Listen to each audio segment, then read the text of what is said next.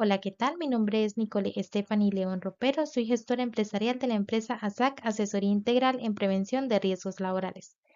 Y el día de hoy realizaremos la inducción en normas de seguridad y salud en el trabajo.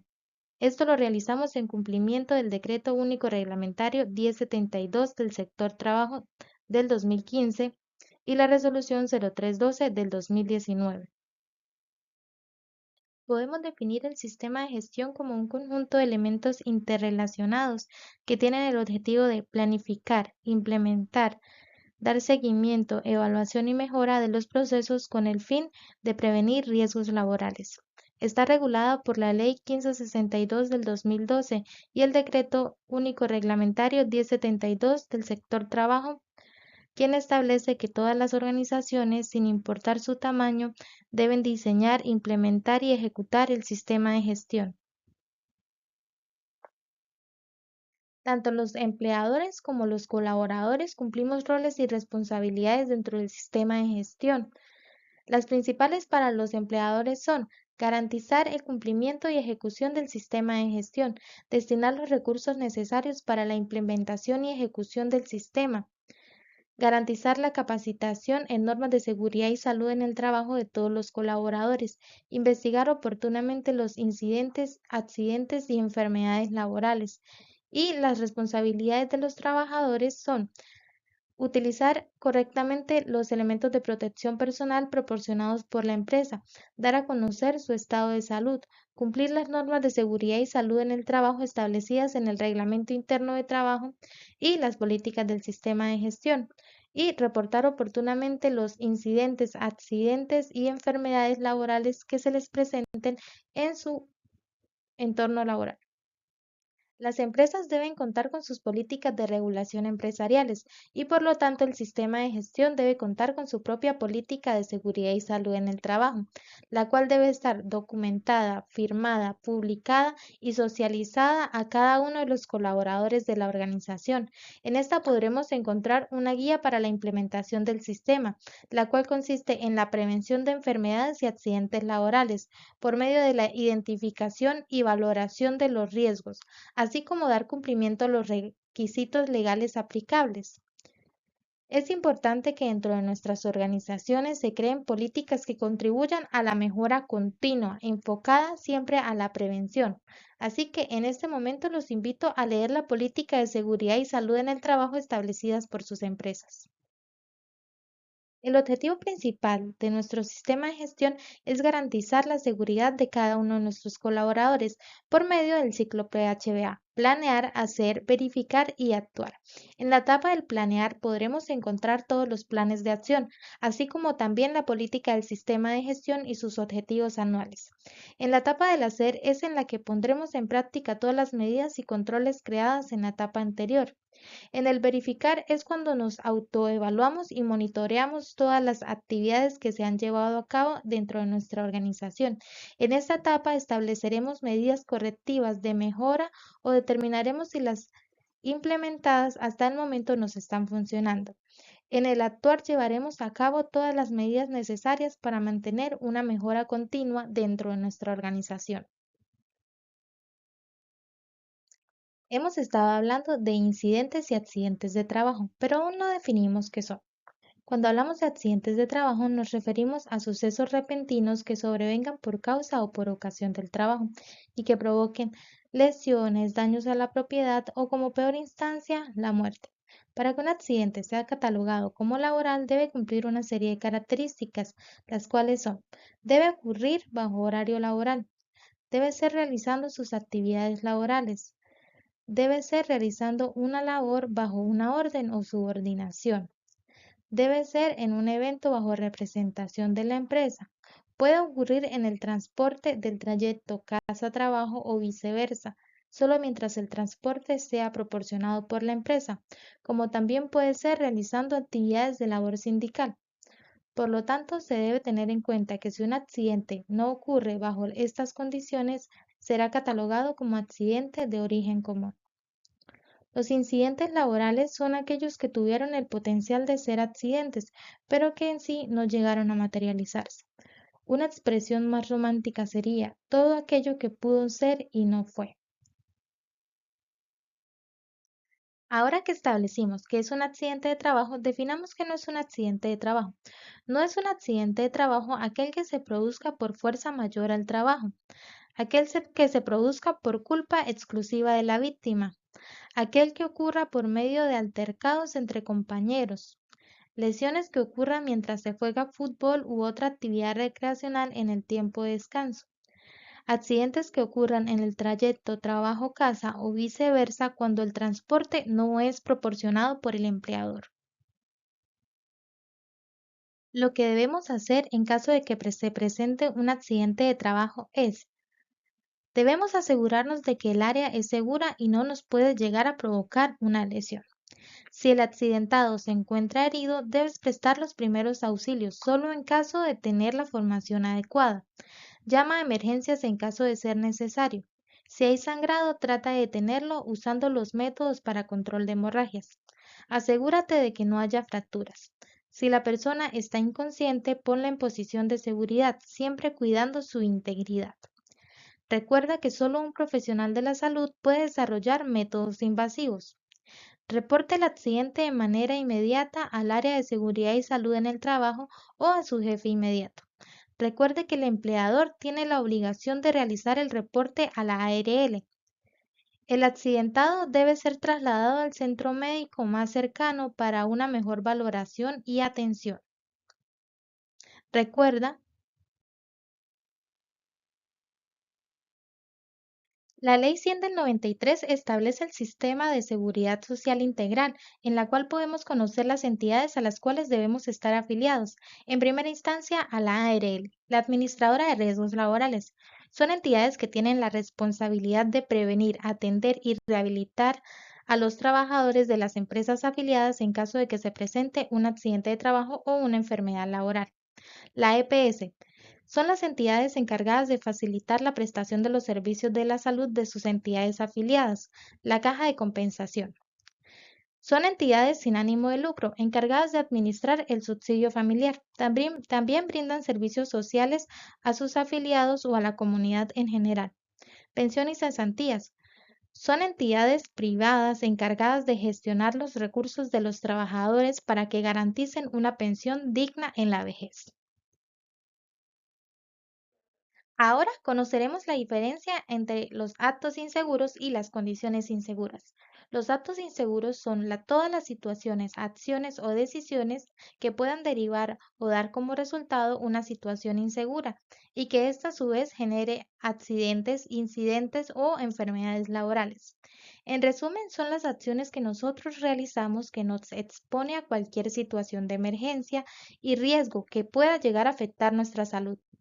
Ejemplos claros son no utilizar los elementos de protección personal o no utilizarlos adecuadamente, operar maquinaria para la cual no estamos capacitados, utilizar equipo defectuoso, cargar y movilizar objetos en posturas inadecuadas. Las condiciones inseguras las definimos como las circunstancias presentes en nuestro entorno laboral que pueden dar como resultado o que pueden materializar un accidente de trabajo, incidente de trabajo o enfermedad laboral. Por ejemplo, el exceso del ruido, la falta de iluminación, pisos resbalosos, entre otros. Se define el peligro como cualquier situación o acto capaz de producir daño a las personas, a la propiedad y al medio ambiente.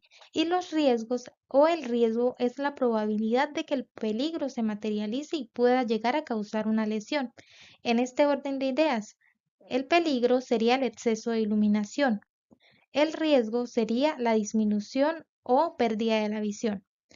El peligro sería el exceso de ruido en nuestro ambiente laboral o una alta exposición. El riesgo sería la disminución o pérdida auditiva. La GTC 45 del 2012 nos establece que los riesgos a los que podríamos estar expuestos en nuestro entorno laboral son riesgo biológico. Son la consecuencia de la exposición a agentes biológicos, los cuales son virus, bacterias, hongos, mordeduras, picaduras, fluidos, excrementos. El riesgo biomecánico es el que involucra posturas, sobreesfuerzos, sobrecargas, movimientos repetitivos. Las condiciones de seguridad son elementos que puedan dar lugar a un accidente o incidente de trabajo que involucran máquinas, equipos, herramientas, el riesgo eléctrico, las labores de alto riesgo, los accidentes de tránsito. Los fenómenos naturales son aquellos que, como su nombre lo indican, guardan directamente en relación con las fuerzas de la naturaleza. Estos son sismos, terremotos, inundaciones. El riesgo físico. Con estos riesgos podríamos llegar a confundirnos un poco. Cuando hablamos de los riesgos físicos no nos referimos a la naturaleza corpórea, sino a la ciencia física. Por ejemplo, el ruido, la iluminación, la temperatura, las vibraciones. El riesgo psicosocial. Son las actividades directamente relacionadas con la organización, el contenido del trabajo y la realización de las tareas que se presentan en nuestro entorno laboral y que puedan llegar a afectar nuestra salud mental o la de nuestros colaboradores. Ejemplos claros de estos son el estrés laboral, la fatiga, la violencia en el trabajo, el acoso laboral. El riesgo químico es aquel que se presenta cuando estamos expuestos a agentes químicos peligrosos que pueden llegar a afectar nuestra salud, tales como fibras, gases, vapores, humos o material particulado. El Comité Paritario de Seguridad y Salud en el Trabajo es un organismo encargado de promover y dar vigilancia a las actividades en materia de seguridad y salud en el trabajo, y por normatividad debe estar constituido por miembros electos a partes iguales por parte del empleador y sus colaboradores. Debe reunirse por lo menos una vez al mes o durante actividades extraordinarias. Aplica a todas las empresas que cuenten con 10 o más colaboradores y en caso de contar con 9 o menos, aplica vigía en seguridad y salud en el trabajo. Este comité participa en la elaboración, ejecución, evaluación del programa de seguridad y salud en el trabajo, realiza inspecciones periódicas y realiza acompañamiento a las investigaciones de accidentes o enfermedades laborales que puedan llegar a presentarse. El Comité de Convivencia Laboral es un comité que está conformado por representantes del empleador y de sus colaboradores a partes iguales. Esta elección se debe realizar por votación y se deben elegir a personas comprometidas que adquieran compromisos de velar por la sana convivencia, el buen entorno laboral, las buenas relaciones interpersonales y la prevención del acoso laboral dentro de la organización. Se encargan de recibir quejas en las que se presenten situaciones de acoso laboral. Orienta a los trabajadores sobre los derechos que tienen en materia de seguridad y salud en el trabajo.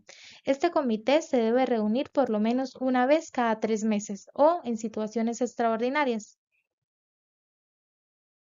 Las brigadas de emergencia son un grupo de personas capacitadas y entrenadas que tienen el conocimiento adecuado de cómo actuar en casos de emergencia. Se dividen en 4 grupos: el grupo de primeros auxilios y transporte de heridos, el grupo de evacuación y rescate, el grupo de prevención y combate de incendios y finalmente el grupo de aviso y control. Las funciones de las brigadas incluyen, primero, la prevención de emergencias mediante la identificación de peligros y la implementación de medidas de control. Respuesta. Tienen la habilidad de responder rápidamente a una emergencia con el fin de minimizar los daños y las pérdidas. La recuperación. Recuperar el funcionamiento normal de la empresa o situación después de una emergencia. Contrario a lo que muchos piensan, los extintores no sirven para apagar incendios. Los extintores sirven para extinguir conatos de incendio. Este es el fuego al que me puedo acercar a menos de 2 metros sin que me provoque lesiones. Si se controla a tiempo y no se propaga, acaba siendo un fuego aislado. Los extintores nos ayudan a extinguir conatos. Pueden salvar vidas si se usan adecuadamente. Puede darnos tiempo para evacuar. Para extinguir un conato de incendio, acérquese al fuego cuidadosamente. Examine el fuego para determinar su clase. Elija el extintor adecuado para la clase del fuego. Saque el extintor del estante y retire el pasador de seguridad. Dirija la boquilla del extintor al fuego. Presione la manija del extintor para liberar el agente extintor. Agita el extintor mientras lo usa. Mueve el extintor hacia adelante y hacia atrás mientras lo usa. Extinga el fuego hasta que se apague completamente. Los extintores no sirven para todo tipo de fuegos. Para elegir el indicado debemos conocer el tipo de fuego. El fuego clase A es el provocado por combustibles sólidos, tales como papel, cartón, tela, plástico. Para extinguir este tipo de fuego se utilizan extintores tipo ABC multipropósito o extintores tipo A. El fuego clase B es el provocado por combustibles líquidos, tales como pintura, gasolina, ACPM. Puede ser apagado por extintores multipropósito tipo ABC. El fuego clase C es el provocado por las instalaciones eléctricas. Se pueden extinguir con extintores clase ABC. Es importante que con este tipo de fuego no se utilicen extintores clase A, ya que podríamos hacer peor la emergencia. Los fuegos clase D son los fuegos provocados por metales combustibles, tales como el magnesio, el titanio, el circonio, el sodio. Este tipo de fuego solo puede ser extinto por extintores clase D. Es el menos común de todos los tipos. Se podrá encontrar en lugares que presenten el riesgo de incendio por metales. Los fuegos clase K son los que se producen derivados de grasas, aceites de cocina, grasas animales. Solo pueden ser extintos por extintores clase K.